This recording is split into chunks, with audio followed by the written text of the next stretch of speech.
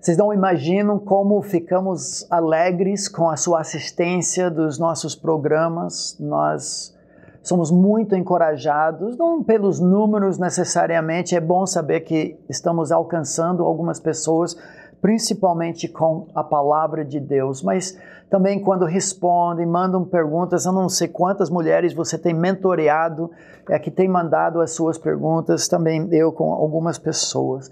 Mas hoje nós vamos mudar de marcha, mudar de foco dentro dessa questão de relacionamento conjugal, voltando às bases da suficiência do manual do fabricante, a palavra de Deus, para nos nortear. Tem funcionado por mais de 3.000 anos e ainda pode funcionar um bom tempo se nós não formos cabeça dura. E hoje, depois de tratar 3 programas sobre o papel da mulher, nós voltamos a atenção para o papel do homem, como líder do lar, aquele que ama, protege, pastoreia, está presente em sua família. Sabemos que quase 80% das pessoas que assistem nossos programas são mulheres e nós não queremos, com esses programas, criar atritos, dar munição, armas para você, mulher, bater na cabeça do seu marido.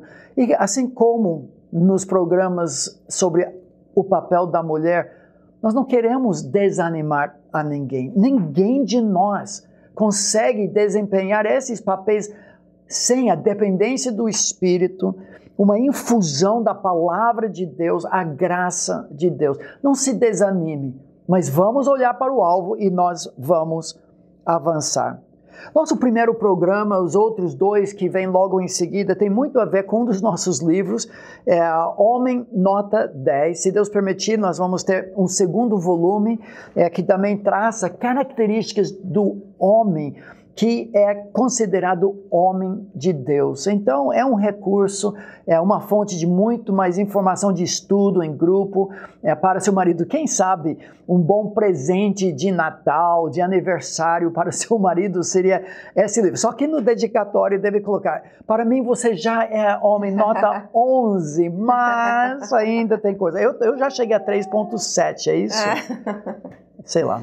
Bom, sabemos que a Bíblia nos dá diretrizes, nos dá princípios, mas cada casal é um casal.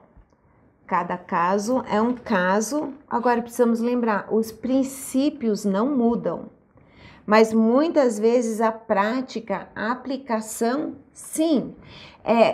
Vários países têm as culturas diferentes, então o que significa, como que o marido vai demonstrar o amor para com a esposa? Pode ser que em um país não seja aceitável o que é em outro país. Então as práticas, as aplicações podem mudar, mas os princípios não.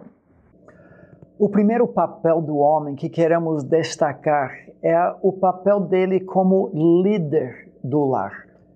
A palavra de Deus também destaca o papel do homem como líder eclesiástico da igreja. Mas nós vamos nos restringir ao lar. Eu costumava muito dizer em ministérios para os homens, é uma paixão do meu coração, que nós homens enfrentamos 2 grandes problemas. Um é a questão da ira, a defesa do nosso território, dos nossos direitos. Vamos sair, passar por cima, peitar, enfrentar qualquer um que infrinja os nossos direitos. Segunda área muito grande, a área de tentação sexual. Homens e mulheres são diferentes. Não é que não é um problema para a mulher também, mas o inimigo sussurra nos nossos ouvidos, diante dos nossos olhos o tempo todo. 2 grandes problemas, mas tem um terceiro. Já começou no Jardim do Éden, sem dúvida alguma, carimbado por Deus como forma de disciplina, só resgatado em Cristo, que é a área de passividade. Parece nesses últimos tempos em que Satanás está fazendo de tudo para detonar, destruir o lar, que os homens são cada vez mais omissos, passivos, retraídos, recuados. Nós já vimos que programas populares de televisão, TV a cabo, Netflix e tudo mais mostram muito homens fracos, banana, passivos. E a apresentação da palavra de Deus é totalmente diferente. Sim, precisamos voltar para a palavra de Deus, para o manual do fabricante, que nos mostra antes da queda qual era o ideal. Nós vemos isso na palavra. Depois nós vimos na queda o estrago, o que aconteceu.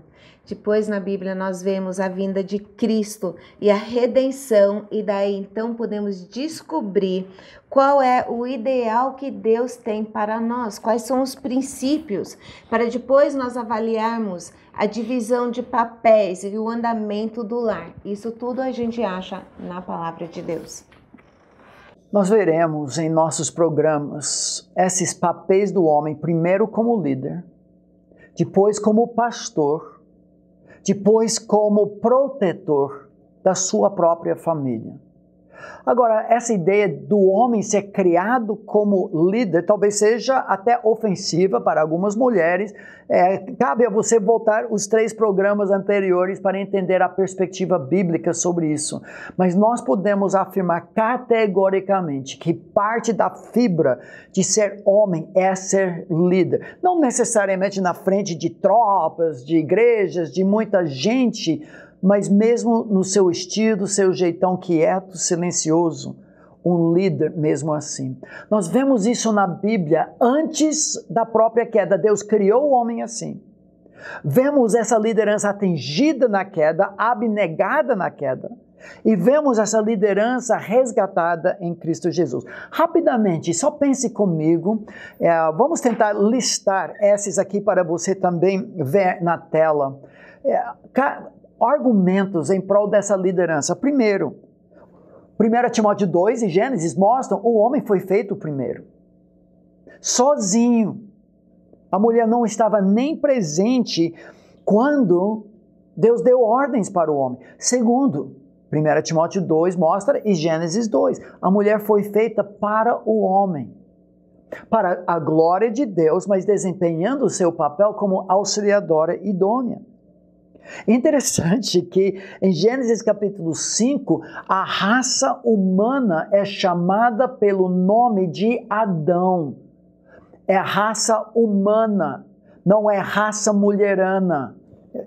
Desculpa a brincadeira, mas em algum sentido o homem não é machista, não é nada disso, mas ele é representativo. Em Gênesis, por 2 vezes, Adão, ele dá nomes para os animais exercendo o domínio e subjugação da terra, mas ele dá nome para a mulher, expressando ela é Ishá, ele é Ish, mostrando a complementariedade entre os dois. Ele a chama de Havá, Eva. Havá no hebraico significa vida, um termo digno, mas de novo a autoridade de governo é para ele. Quando o homem foi criado sozinho, Deus deu instruções para ele, era a responsabilidade dele transmitir isso, pastoreando a esposa pela palavra. Mas no pecado, mesmo que a mulher fosse primeira para tomar o fruto, comer o fruto e dar para seu marido, Deus não aborda a mulher primeiro, ele aborda o homem. É o 6º argumento. E o 7º, Deus fala diretamente para o homem em Gênesis 3:17. Interessante, talvez você nunca viu isso, mas Deus começa abordando o homem dizendo: visto que atendeste a voz da tua esposa e comeste da árvore que eu falei para não comer. Por favor, o primeiro pecado não é o homem dar ouvido para sua esposa. A ideia é que ele abnegou-se da sua responsabilidade como líder para direcionar a sua família. Então, tudo isso acabou estragando o relacionamento. O homem não foi líder, não pastoreou, não protegeu, deixou a mulher tomar a frente, enfrentar Satanás sozinha, e na queda Deus carimba isso. Ele fala: agora vocês querem assim, então a mulher vai lutar contra o marido, ele vai oprimir a mulher. Machismo, feminismo começaram depois do primeiro pecado. No Novo Testamento nós entendemos que só Cristo pode resgatar isso. E interessante, ele fala para o homem qualificado para liderar a igreja, primeiro governa bem a sua própria casa e os seus filhos. Quem desempenha bem o papel em casa tem o privilégio de liderar, governar a família de Deus, chamada a igreja. O homem, em primeiro lugar, foi feito como ser um líder. Então, em Cristo, nós vemos que o homem tem a possibilidade, ele pode ser o líder que o Adão nunca foi. Podemos dizer que o homem que não serve como líder, não serve como líder. Que Deus faça homens de verdade, que são líderes do lar, da igreja e da comunidade.